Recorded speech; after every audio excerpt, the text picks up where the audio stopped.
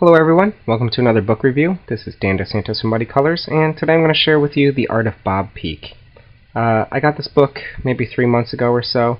I know some people were waiting quite literally years for this book to come out. I guess there was a Kickstarter or some sort of pre-order that just kept getting repeatedly postponed, and people were so disgruntled by the end of the whole affair that I think the book just didn't get the appreciation it actually deserved. It really is a super nice book. So let's take a peek at it. Right off the bat, the first thing you'll notice is this is a big book. It's oversized, coffee table size, about 10 by 12, and it's thick. It's about 400 pages. Hardcover, obviously. Cover price of $80. $80 certainly seems like a lot for an art book, but considering that it is 400 pages, it actually is kind of a steal in my opinion at that price. I'm definitely a sucker for packaging, so the first thing I noticed when I opened up this box was this cover. It's slightly embossed, it's got a UV spot coating, it came in a really nice cardboard box, so every corner was pristine, no bumped pages. Just kind of a really nicely made book, I think. So why don't we take a peek inside and you guys can see if it's worth your investment.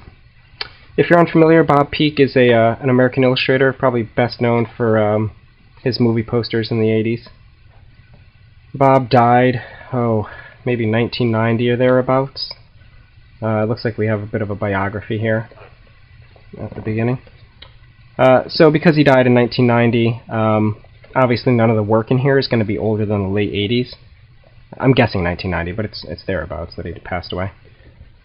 And this whole book is arranged according to genre. So there's one chapter on editorial work, one chapter on fashion, one chapter on movie posters, one chapter on fine arts, and each of those chapters are then divided according to chronology. So you can start to see Bob's style evolve as it goes through. At one point it looks a little bit like Albert Dorn, another time it kind of looks a little like Bernie Fuchs, and eventually it starts to turn into what we think of as Bob Peak. So you can certainly see the influence of the era on his work. But it's really nice because there was a ton of stuff in here, I'm not old enough to remember any of this, that I was completely unfamiliar with and actually really enjoy.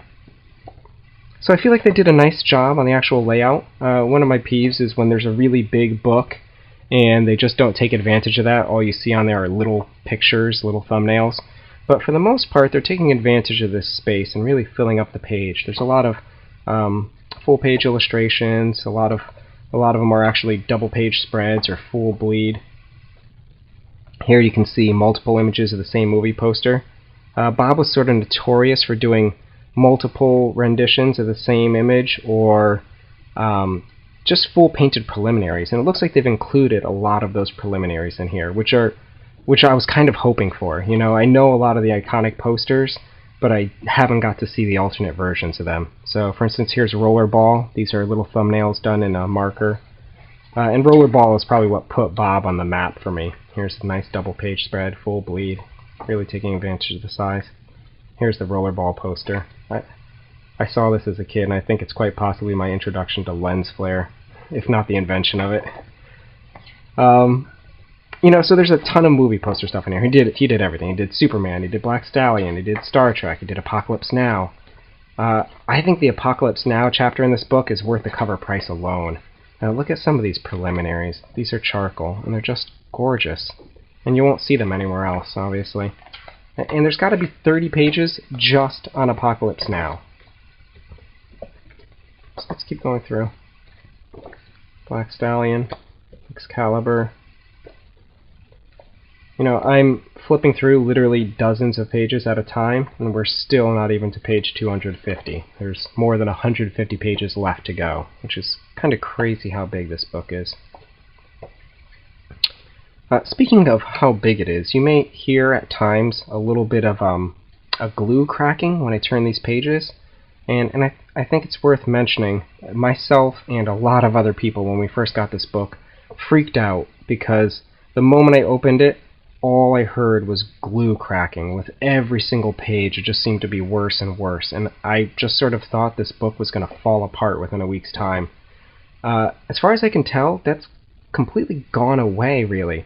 I thought maybe the book was poorly bound, but it's actually saddle-stitched, and kind of nicely so. And I think they actually went the extra mile and did saddle-stitching and glue, and the glue just kind of came undone, but Certainly the stitching is going to hold it in, and that cracking sound, I think it's just kind of inevitable when you have a book this size. 400 pages is a lot.